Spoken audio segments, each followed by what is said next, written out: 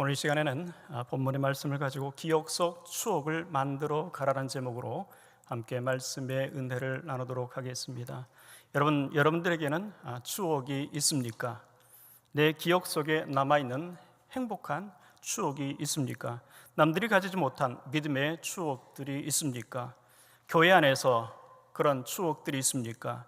이 추억 하나가 내 인생을 행복하게 만듭니다. 내 인생 좀 잘 살았다 그렇게 말할 수 있게 만듭니다. 내 인생을 풍성하게 만들어 가게 됩니다. 그래서 마음에 남아있는 추억 하나 있는 사람은 행복한 사람입니다.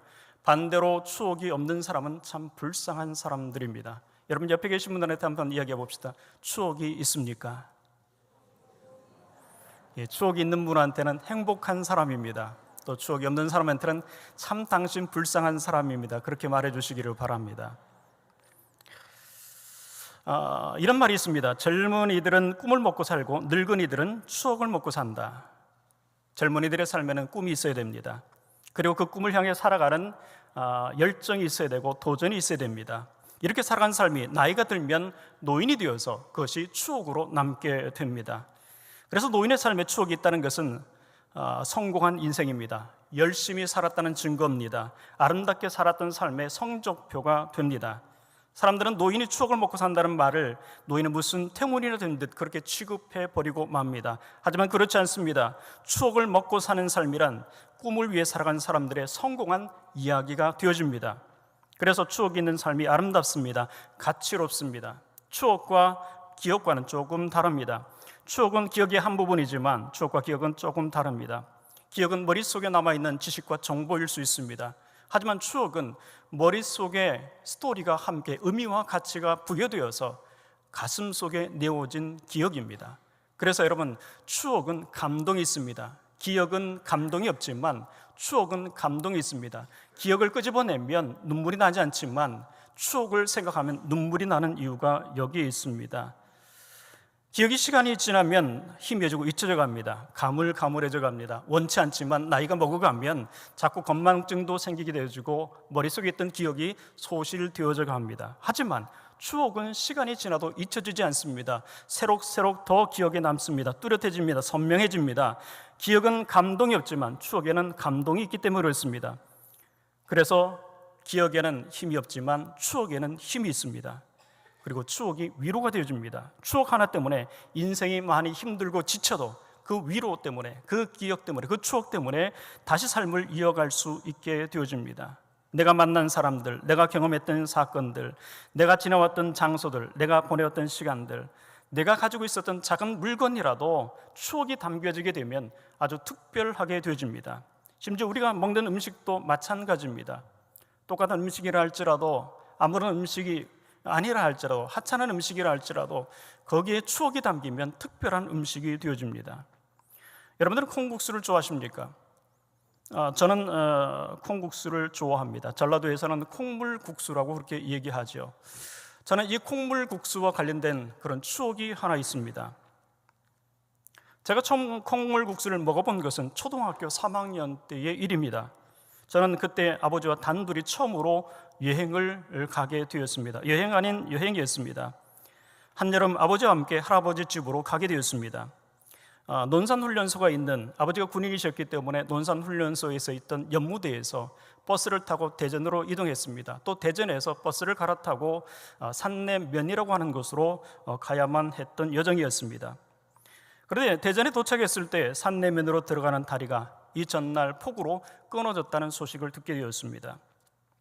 그래서 산내면으로 할아버지 집으로 갈 수 없는 상황이 되었습니다. 시간은 점심시간이 되었고 아버지는 저를 데리고 터미널 근처의 시장통으로 함께 들어갔습니다. 좁디 좁은 시장통 골목을 지나서 노상에서 좌판을 펴고 콩물국수를 파는 곳에 아버지와 함께 앉게 되었습니다. 그리고 난생 처음 이 콩물국수를 아버지와 함께 먹게 되었습니다. 전라도는 콩물국수에 뭘 넣어서 먹습니까? 네, 설탕 넣어서 먹죠. 저는 소금 넣어서 먹습니다. 왜냐하면 저희 아버지와 함께 먹었던 그 첫 번째 콩물국수에 소금을 넣어 먹었기 때문입니다. 만약 그때 그 처음에 설탕을 넣어서 먹었으면 아마 지금도 설탕을 넣어서 먹을지도 모르겠습니다. 저는 처음 아버지 먹었던 그 콩물국수를 잊지 못합니다. 그 이유는 그 콩물국수에 추억이 있기 때문입니다. 아버지와 함께 했던 추억이 있기 때문입니다. 지금도 저는 콩물국수를 먹을 때면 아버지를 기억하고 그때 그 장소, 그 시간, 그때 느꼈던 그 향수, 그 맛을 잊지 못합니다. 이렇듯 무엇이든지 추억이 담기면 특별해집니다. 추억이 담기면 아름다워집니다. 추억이 담겨지면 행복한 기억으로 남습니다. 그래서 추억이 많은 사람은 행복한 사람입니다. 추억이 많은 사람은 인생에 성공한 사람입니다. 그러기 때때로 젊은이들이 어른들을 향해서 나 때는 이라고 라떼 타령을 하면 꼰대라고 그렇게 취급을 합니다. 아닙니다. 나 때는 이야기할 때 그 추억을 말씀하실 때는 존경하셔야 됩니다. 왜냐하면 기억 속에 추억이 있기 때문에 그렇습니다. 열심히 살아왔던 그 증거가 추억으로 나 때는 이라는 말로 표현되기 때문에 그렇습니다. 그런데 우리의 신앙에도 추억이 있습니다. 믿음의 삶을 사는데도 추억이 존재합니다. 이 추억이 우리의 신앙을 건강하게 만듭니다. 의미 있게 만듭니다. 힘 있게 만듭니다. 힘든 순간에 그것을 이기게 하는 능력을 가지게 합니다. 같은 찬송가라도 그저 머릿속에 있는 찬송은 감동이 없습니다. 하지만 추억 속 찬송은 감동과 은혜가 있습니다. 부를 때에 눈물 납니다. 은혜가 되어줍니다. 가슴이 뭉클해지는 이유가 여기에 있습니다. 똑같은 찬송인데 추억이 있는 찬송은 우리를 감동하게 하고 위로받게 하는 힘이 있습니다. 찬송만 그렇습니까? 성경 말씀도 그렇습니다. 신앙의 모든 영역들이 거기에 추억이 담겨지면 우리의 신앙을 깨우는 원동력이 되어줍니다. 그래서 여러분, 신앙의 삶들 속에 추억을 만들어 가셔야 됩니다. 여러분들의 신앙 속에 언제나 추억이 가득하기를 바랍니다. 무엇보다 강중광교회가 바로 이 추억의 동산이 되시기를 바랍니다. 이곳에 찾아온 누구든지 예수 그리스도를 만나고 그의 은혜와 사랑을 경험하는 추억의 장소가 되기를 바랍니다. 광주은광교회를 생각하면 감동과 감격이 있고 그 추억을 회상하면 눈물 나는 그런 교회 되시기를 바랍니다. 광주은광교회에 속한 모든 성들이 서로가 서로를 바라보면서 추억을 남겨주는, 생각할 때마다 감동이 남아있는 그런 사람, 그런 통로로 세워져 가기를 바랍니다. 여러분, 신앙은 추억입니다. 오늘 본문은 우리가 신앙의 추억을 만들어가야 한다는 것을 도전하고 있습니다. 본문을 한번 다시 보시기 바랍니다. 내가 전한 복음대로 다윗의 씨로 죽은 자 가운데서 다시 살아나신 예수 그리스도를 기억하라. 오늘 본문을 한 단어로 압축한다면 어떤 단어로 압축을 할 수 있겠습니까? 추억입니다. 기억 속 추억입니다. 사도 바울의 머릿속에 남아있는 추억입니다. 무슨 추억입니까? 누구와 함께했던 추억입니까? 예수 그리스도를 기억하는 추억입니다. 언약의 성취자로 오신 예수 그리스도를 만난 추억입니다. 부활의 주님을 만났던 추억입니다. 복음 안에서의 추억입니다. 디모데와 함께했던 추억입니다. 믿음과 신앙의 추억입니다. 예수 그리스도가 중심에 자리 잡고 있는 그런 추억입니다. 이 추억을 사도 바울은 삶에 있어서 그 무엇보다도 소중하게 여겼습니다. 자신의 삶에 가장 소중한 것이 무엇이냐고 말할 때에 내 삶의 가장 좋은 추억은 바로 예수 그리스도라고 고백을 합니다. 빌립보서 3장에 보면 그는 이렇게 고백합니다. 모든 것을 해로 여김은 내 주 그리스도 예수를 아는 지식이 가장 고상하기 때문이라. 내가 그를 위하여 모든 것을 잃어버리고 배설물로 여김은 그리스도를 얻고 그 안에서 발견되려 함이니. 내 삶의 다른 모든 것들은 배설물로 여길 수 있지만 내 안에 있는 그리스도를 향한 그 추억은 가장 고상하다, 그렇게 고백하고 있습니다. 또한 그는 자신의 삶의 자랑거리가, 자신의 약함을 자랑했지만 그보다 더 중요한 자랑거리가 있었습니다. 그것은 예수 그리스도를 아는 추억이었습니다. 그래서 빌립보서 3장 3절에 그는 이렇게 얘기합니다. 그리스도 예수로 자랑하고. 갈라디아 6장 14절에 보면 내게는 우리 주 예수 그리스도의 십자가 외에 결코 자랑할 것이 없다라고 말하고 있습니다. 그만큼 예수 그리스도를 만나고 그의 가슴 속에 간직했던 그 추억, 그 추억은 가장 가치가 있었던 추억이었던 겁니다. 그렇다면 사도 바울이 경험한 이 추억은 바로 다메섹 도상에서 예수 그리스도를 만나면서 시작된 추억이었습니다. 사도행전 9장에 보면 사실 사도 바울이 사울이었을 때에 대제사장에게 공문을 취하여서 다메섹의 여러 회당에 가서 예수 그리스도를 믿는 자들을 핍박하기 위해서 나가게 되어집니다. 그가 다메섹에 이르렀을 때 호련히 빛이 비추어지게 되어지고 음성이 들리게 되어집니다. 그때 주님의 부활하신 주님의 음성이 들립니다. 사울아 사울아 내가 어찌하여 나를 박해하느냐, 주여 누구십니까? 그때 주님의 음성이 이렇게 말씀하십니다. 나는 내가 박해하는 예수라. 너는 일어나 시내로 들어가라. 내가 행할 것을 내게 이를 자가 있느니라. 그는 예수 그리스도를 만난 다음에 눈을 뜰 수가 없었습니다. 눈이 멀어버렸습니다. 그 이후에 다메섹에 있었던 아나니아라는 제자를 만나게 되어지고 그의 인생의 새로운 삶을 다시 살게 되어집니다. 다메섹에서 만났던 아나니아를 통해서 들었던 것은 그가 어떤 삶을 살아야 되는지에 대한 새로운 삶의 부르심이었습니다. 그래서 그는 즉시로 회당에서 아나니아를 만나고 난 다음에 안수받고 눈이 나아진 다음에 즉시로 각 회당에서 예수가 하나님의 아들이심을 전파하게 되어집니다. 이로 인해서 다메섹에 사는 유대인들이 당혹했다고 성경은 기록을 남기고 있습니다. 이렇게 부활하신 예수 그리스도를 다메섹에서 예수 그리스도를 핍박하는 그 자리에서 만나게 되어집니다. 그래서 고린도전서 15장 부활장에 보면 그는 이런 고백을 합니다. 맨 나중에 만삭되지 못하여 난 자 같은 내게도 보이셨다. 내 추억은 바로 그때부터 시작되었다고 말하고 있습니다. 사실 사도 바울은 자신의 과거를 이렇게 고백합니다. 내가 전에는 비방자여 박해자여 폭행자였다. 그리고 나는 죄인 중에 우두머리 괴수다. 그렇게 고백을 합니다. 하지만 그 모든 것들이 왜 그랬습니까? 내가 믿지 아니할 때에 알지 못하고 행하였습니다. 예수 그리스도를 만나지 못했고 예수 그리스도를 제대로 경험해보지 못했기 때문에 그는 믿지 아니함으로 이런 일들을 벌였다고 말합니다. 하지만 예수 그리스도를 만나고 난 다음에 예수 그리스도의 만남의 그 추억이 내 가슴 속에 감동으로 남을 때에 그의 인생은 달라졌습니다. 새롭게 변했습니다.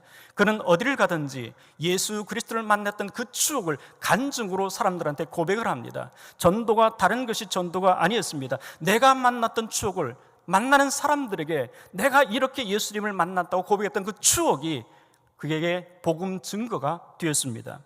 사도행전 22장에 보면 에베소에서 핍박 중에 천부장의 호위 아래 있게 되었습니다. 그리고 모였던 그렇게 성난 군중들에게 추억의 간증을 하게 되어집니다. 내가 만난 예수 그리스도에서 그는 고백하게 되어집니다.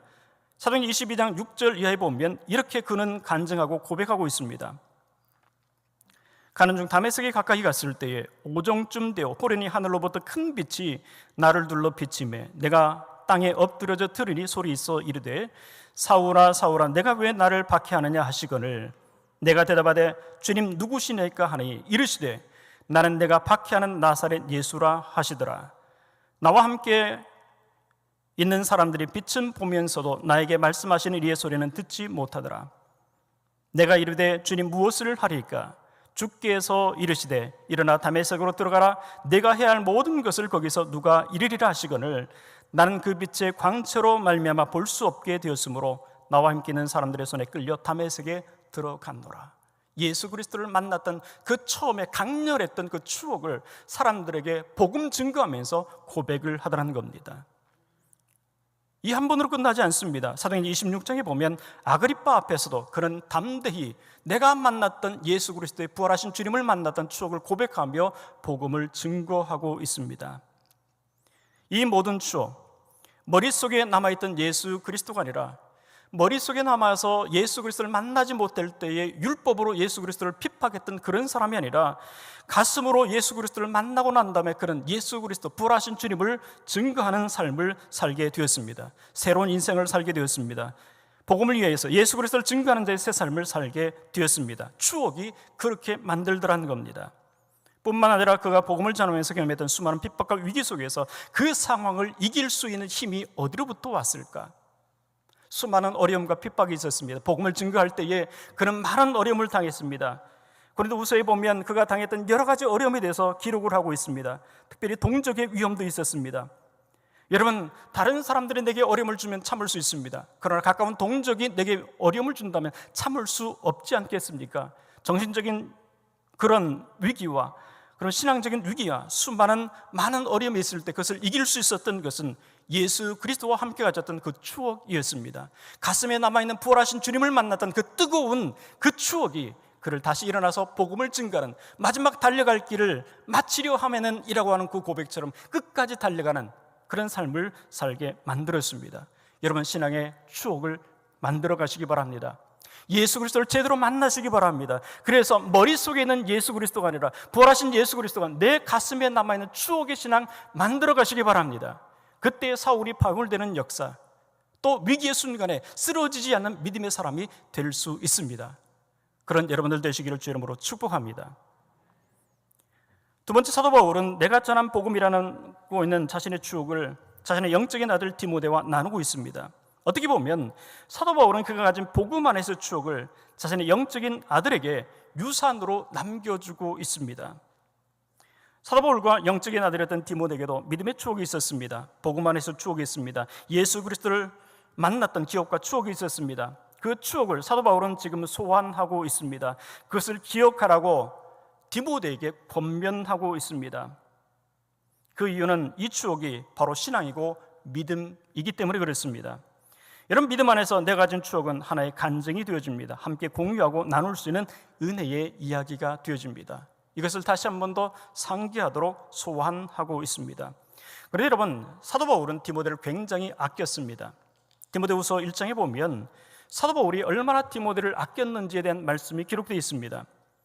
디모데후서 1장 3절 이하에 보면 이렇게 기록되어 있습니다. 내가 밤낮 간구하는 가운데 쉬지 않고 너를 생각하여 청결한 양심으로 조상적부터 섬겨오는 하나님께 감사하고 내 눈물을 생각하여 너 보기를 원하면 내 기쁨이 가득하게 하리 함이니. 사도 바울은 본인이 디모데후서를 기록하는 그 옥중의 상황에서도 내가 힘들고 어려운 가운데도 언제나 디모데를 생각했습니다. 그리고 밤낮 간구했습니다. 쉬지 않고 그를 위해서 기도했습니다. 눈물로 생각했고 항상 보기를 간절히 원했던 사람이었습니다. 그러면서 그에게 이런 말을 합니다. 내가 나의 안수함으로 내 속에 있는 하나님의 은사를 다시 부릴 듯하게 하기 위하여 너로 생각하게 하노니 하나님이 우리에게 주신 것은 두려워하는 마음이 아니요 오직 능력과 사랑과 절제하는 마음이니 그러므로 너는 내가 우리 주를 증언함과 또 주를 위해 갇힌 자된 나를 부끄러워하지 말고 오직 하나님의 능력을 따라 복음과 함께 고난을 받으라. 사도 바울이 디모데에게 다시 한 번 더 믿음의 열정을 불어 넣어주면서 부끄러워하지 말고 고난받는 삶을 살아가라고 요청하고 있습니다. 디모데는 사도 바울이 제1차 전도 여행 당시에 빌립보 지방에서 복음을 전할 때 만났습니다. 예수 그리스도를 영접하고 사도 바울의 믿음의 아들이 되었습니다. 사도 바울의 믿음의 아들이 된 디모데는 2차 전도 여행 당시 에베소에서 소동으로 바울이 어려움을 처했을 때에 사도 바울을 대신해서 빌립보 지역을 섬기기도 했습니다. 또 3차 전도 여행 때에는 핍박을 피해 사도 바울이 디모데를 왔을 때 디모데가 영접하게 되어지고 그들과 함께 복음에 함께 동참하기도 했습니다. 이렇게 복음 안에서 바울과 디모데가 함께 공유하고 있는 추억이 있었습니다. 내가 만난 예수 그리스도, 부활하신 예수 그리스도, 그리고 복음을 증거하면서 함께 섬겼던 눈물과 헌신의 아름다운 추억이 있었습니다. 그것을 기억하면서 사도 바울이 디모데에게 내가 떠나고 난 다음에 디모데를 떠나고 난 다음에 디모데의 가슴 속에 영원히 잊지 않고 기억될 추억의 유산을 좀 남기기를 원했던 겁니다. 그러면 내가 지금까지 살아왔던 아름다운 삶이 바로 디모데의 삶이 되어질 것이기 때문에 그렇습니다. 여러분, 신앙의 교육은 머리로서 성경을 기억만 하는 그런 교육을 넘어서 추억을 남기는 신앙의 교육이 되어야 합니다. 예수님의 공생의 사역은 제자를 부르심으로 시작했습니다. 그리고 제자들을 훈련하고 제자 훈련이 그 중심에 있었습니다. 심지어 예수님은 제자들에게, 또 오늘 이 시대의 우리 교회들에게, 우리 광주 은광교회에게 제자 삼는 사역을 하라고 명령하고 있습니다. 너희는 가서 모든 민족을 제자로 삼아 아버지, 아들과 성령의 이름으로 세례를 주고 내가 너에게 분부한 모든 것을 가르쳐 지키게 하라. 그런데 여기에서 우리가 기억해야 될 것이 하나 있습니다. 예수님의 공생의 사역의 핵심이었던 제자 삼는 사역은 머리로 하는 성경 공부가 아니었습니다. 그들에게 추억을 남기는 추억의 여행이었습니다. 예수님과 제자가 함께했던 추억 쌓기의 여정이었습니다. 공생의 첫머리에서 제자들을 부르셨습니다. 3년간의 공생의 사역을 하시면서 예수님 복음을 전파하시고 가르치시고 또 고치셨습니다. 그러면서 예수님은 제자들에게 무엇을 만들어 주셨습니까? 예수님과 함께했던 추억을 만들어 주셨습니다. 예수님과 함께했던 잊을 수 없는 최고의 추억을 남기셨습니다. 비록 그들이 연약해서 예수님을 실망시켰던 사건들이 비일비재하게 성경에 기록되어 있습니다. 하지만 예수님은 그들을 포기하지 않으셨습니다. 그들이 예수님과 함께했던 추억을 남기셨습니다. 심지어 실패했던 기억마저도 아름다운 추억으로 바꿔놓으셨습니다. 이 추억이 그들의 신앙이 되었습니다. 그들의 간증이 되었습니다. 그들의 힘이 되었습니다. 오순절 성령 강림 이후에 성령 역사심 통해서 시장통으로 나가서 담대히 예수 그리스도를 증거할 수 있는 원동력과 힘이 되었습니다. 그리고 그들 역시 예수 그리스도를 증거하는 추억의 역사를 만들어 갔습니다. 그러므로 사도 바울 역시 자신의 영적인 아들에게 본문의 말씀을 하면서 신앙의 추억을 소환하고 있는 겁니다. 추억이 특별한 인생으로, 쓰러지지 않는 인생으로 주님의 아름다운 복음의 사역들을 감당할 수 있는 힘이 되기 때문입니다. 여러분, 디모데는 복이 있는 사람입니다. 복음의 추억을 가지고 있는 사람이기 때문입니다. 사도 바울과 함께했던 추억이 있는 사람이기 때문입니다. 심지어 그에게는 그의 외조모 로이스와 그의 어머니 유니게로부터 받은 신앙의 아름다운 유산, 추억이 있기 때문에 그렇습니다. 여러분, 그래서 신앙의 교육은, 우리 다음 세대의 교육은 추억이 있는 교육이 되어야 합니다. 그저 앉아서 성경을 펴고 그저 성경의 말씀을 달달 외우면서 이것은 이거라고 하는 그런 성경 공부가 아니라, 사도 바울이 디모데와 함께하면서 추억을 남겼던 것처럼 예수님이 공생의 사역 당시 함께 다니며 추억을 가슴에 감동으로 남겨줬던 것처럼 복음 안에서 추억을 남기는 교육이 되셔야 합니다. 도스토예프스키가 쓴 카라마조프의 형제들에 보면 이런 글귀가 있습니다. 좋은 추억, 특히 어린 시절 가족 간의 아름다운 추억만큼 귀하고 강력하며 아이의 앞날에 유익한 것은 없다는 사실을 명심하라. 사람들은 교육에 대해 많은 것을 말한다. 그러나 어린 시절부터 간직한 아름답고 신성한 추억만한 교육은 없을 것이다. 마음속에 아름다운 추억이 하나라도 남아있는 사람은 악에 빠지지 않을 수 있다. 그리고 그런 추억들을 많이 가지고 인생을 살아간다면 그 사람은 삶이 끝나는 날까지 안전할 것이다. 어린 시절에 가졌던 그 추억 하나가 삶의 여러 부분에 영향을 미치게 되어지고 위로와 힘이 되어줍니다. 그리고 이 추억이 종국에는 그 아이의 삶과 인생이 되어줍니다. 그러기에 신앙의 교육은 아이들에게 추억을 남겨주셔야만 합니다. 가정 안에서, 교회 안에서, 복음 안에서의 추억을 만들어 가시기 바랍니다.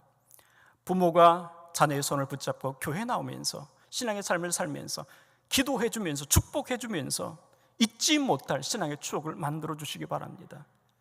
교회 안에서 교사가 아이들이 왔을 때 그저 왔구나라고 쳐다보는 것이 아니라 아이들을 눈물로 위해서 기도해주는 그런 기도의 추억을 좀 만들어 가시기 바랍니다. 이 추억을 가진 아이는 행복한 아이가 되어줍니다. 평생에 잊지 않는 복음 안에서 추억을 간직하는, 믿음에서 떠나지 않은 그런 삶을 살아갈 수 있습니다. 그래서 여러분, 위대한 유산은 바로 추억의 유산입니다. 짐 스토버리 쓴 최고 유산 상속받기라는 책에 나오는 이야기가 있습니다. 해밀턴 변호사라는 변호사가 있습니다. 그는 자신의 의뢰인이었던 레드 스미스의 유언장을 통해서 그의 자녀들에게 유산을 상속하게 됩니다. 마지막으로 남은 사람은 레드 스미스의 조카 손자였던 제이슨 스티븐슨이라는 사람이 있습니다. 그런데 문제는 제이슨에게는 재산상 유산이 없었습니다. 자신에게 아무런 유산이 남겨지지 않았다는 생각이 들자 그는 자신의 할아버지에게 이렇게 얘기합니다. 그 짠돌이 영감이 나한테는 하나도 남겨주지 않을 줄 알았다. 나를 그렇게 미워하더니만. 그러면서 방을 박차고 나가려고 했습니다. 이때 변호사가 제이슨에게 할아버지가 최고의 유산을 주겠다고 약속했습니다라고 말해주었습니다. 단 조건은 한 달에 한 번씩 할아버지의 명령에 따라서 과제를 수행하는 일이었습니다. 만약 이를 거르거나 반항하면 유산은 없다는 유언이었습니다. 제이슨은 매달 변호사 사무실을 방문해서 비디오를 통해서 할아버지의 내주는 과제를 풀어갔습니다. 첫 번째 달은 할아버지의 친구였던 거스 콜드웰이라는 사람의 목장에서 일하는 일이었습니다. 두 번째 과제는 $1,500를 가지고 5사람에게 가장 유용한 일들을 하는 일이었습니다. 이렇게 1년간 할아버지의 마지막 비디오를 통해서 할아버지가 요구하는 12가지 과제를 수행하게 됩니다. 할아버지가 남긴 최고 유산이었던 12단계의 과제를 통해서 얻은 것은 일과 배움과 우정과 고난과 가족과 웃음과 꿈과 감사의 가치들을 배우게 되었습니다. 1년 만에 할아버지 과제를 하면서 달라지고 변화된 이 제이슨은 확신에 찬 음성으로 이렇게 말했습니다. 12가지 유산을 고루 사용해서 1년 전 저처럼 불쌍한 사람들에게 물려줄 것입니다. 이제야 하나님이 왜 저를 만드셔서 이 세상을 보내셨는지 알았습니다. 제 인생의 목표가 뭔지 알았고 어떻게 하면 다른 사람들이 자신의 인생의 목표를 찾을 것을 도와줄 수 있는지 알게 되었습니다. 이에 변호사는 제이슨을 불러서 할아버지의 마지막 남은 유언장을 읽어줍니다. 그 유언장에 이렇게 기록되어 있습니다. 내 조카 손자가 이미 책임감과 역량 있는 모습을 보여줬기 때문에 레드 스티븐슨 고아원, 레드 스티븐슨 도서관 프로그램, 몇몇 장학재단과 병원, 기타 기관들의 기금을 관리하는 유일한 책임자로 손색이 없을 것으로 생각한다. 제이슨에게 부탁하고 싶은 것은 현재 자선재단에 진행 중인 프로젝트들과 앞으로 의미 있다고 느끼는 일들을 추진할 때에 지난 1년 동안 얻은 경험과 지혜를 사용해 달라는 것이다. 제이슨 스티븐스는 10억 달러가 넘는 재단을 운영하는 사람이 되었습니다. 여러분, 생각이 바르지 않은데 물질적 재산을 유산으로 남겨주면 그것은 복이 아니라 저주가 되어지고 약이 아니라 독이 되어집니다. 미국의 조지아 주립대학의 경제학 박사 토마스 스탠리 교수가 20년 동안 미국을 움직이는 백만장자들의 성장과 부의 세습에 대해서 연구 결과를 발표했습니다. 연구 결과 자수성가한 사람들의 공통점이 발견됐습니다. 그것은 부모로부터 유산 대신에 좋은 습관을 물려받았다는 그런 결과였습니다. 그들은 근면과 성실과 정직과 용기와 신앙과 같은 정신적인 유산을 물려받았다는 겁니다. 폴 마이어는 그의 책 성공을 유산으로 남기는 법에서 유산의 완성은 하나님 알기, 그리스도와 함께 걷기, 하나님의 뜻 발견하기, 기억되기 등으로 이루어진다고 그렇게 말해주고 있습니다. 프리스턴 대학의 블랙우드 교수는 그리스도인이 남게 될 3가지 유산을 이렇게 말합니다. 좋은 습관의 유산, 높은 생의 목표의 유산, 무엇보다 강조하는 것은 기쁜 기억의 유산이다. 추억의 유산이란 얘기입니다. 만약 우리가 사도 바울이 디모데에게 믿음의 추억이라는 유산을 남겨주듯 신앙의 유산을 남겨주지 못하면 우리의 다음 세대는 불행한 세대가 되어집니다. 어떤 세대처럼? 사사시대처럼 되어질 수밖에 없습니다. 사사시대의 암울한 시대에 성경은 이렇게 기록하고 있습니다.